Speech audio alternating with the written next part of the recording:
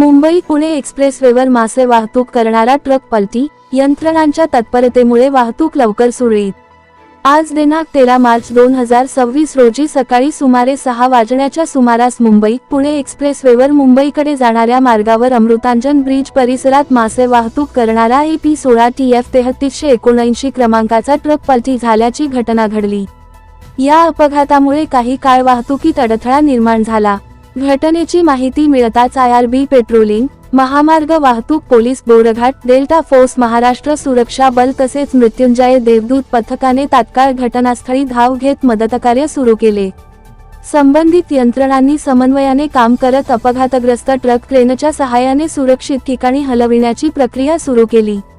दरम्यान ट्रक हटविण्यासाठी लागणाऱ्या वेळेत वाहतूक कोंडी टाळण्यासाठी लोणावळा मार्गे जुन्या मुंबई पुणे महामार्गावर वाहतूक वळविण्यात आली होती।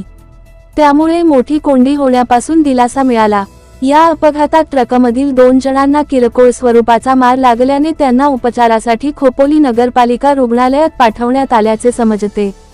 क्रेनच्या मदतीने ट्रक सुरक्षित ठिकाणी हलविण्याचे काम पूर्ण झाल्यानंतर एक्सप्रेसवेवरील वाहतूक पुन्हा पूर्ववत करण्यात आली असून सध्या मार्गावरील वाहतूक सुरळीत सुरू आहे।